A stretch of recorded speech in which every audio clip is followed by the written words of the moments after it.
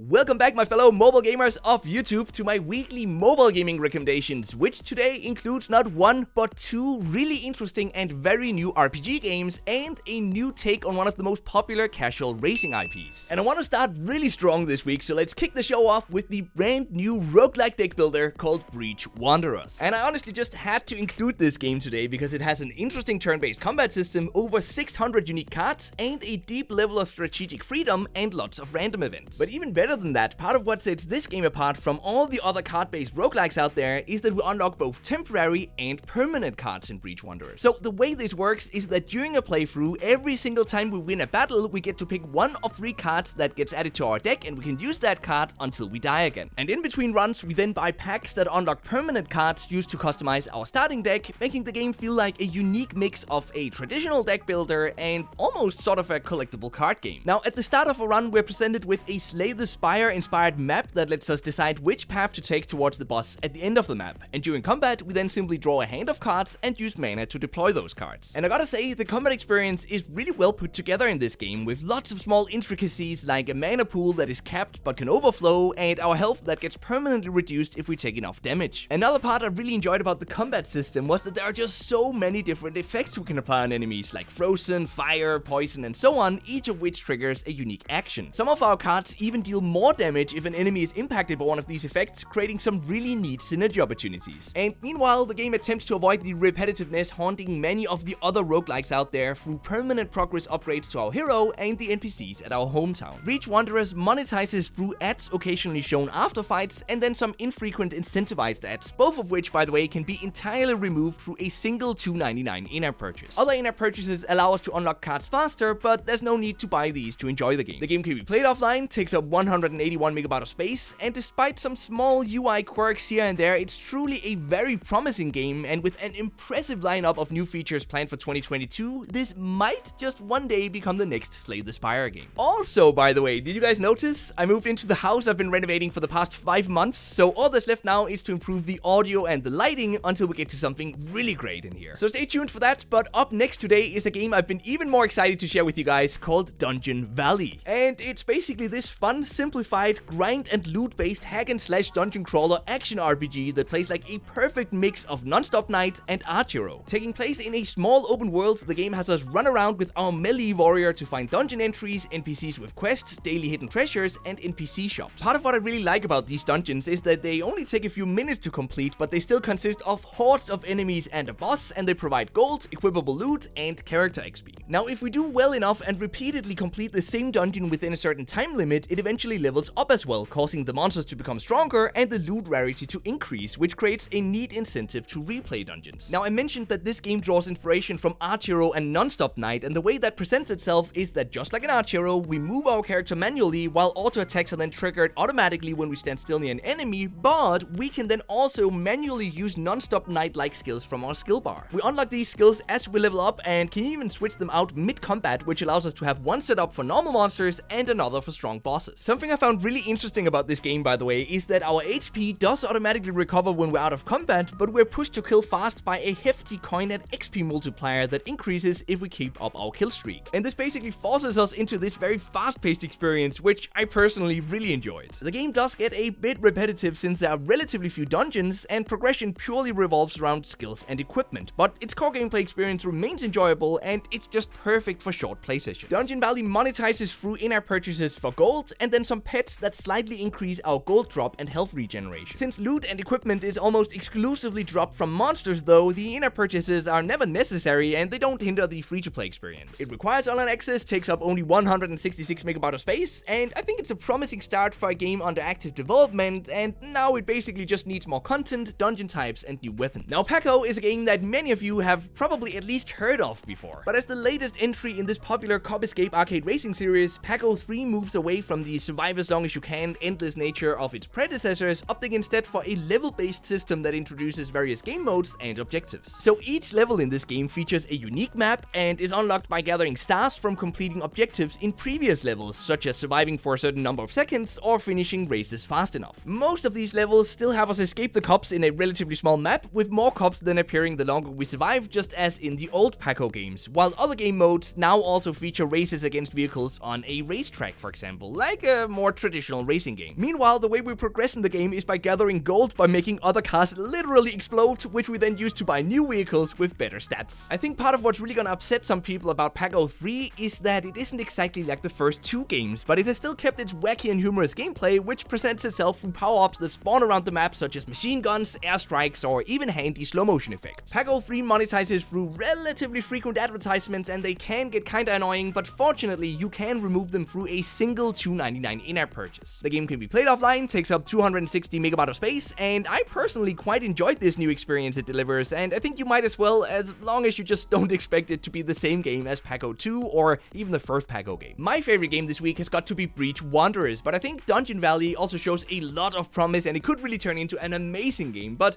let me know what you think about the games down in the comment section down below, and stay tuned for my video about the best upcoming mobile games that is coming up, no pun intended, in just a few weeks from now. So until next time guys, just keep gaming, stay awesome, and I'll see you guys around.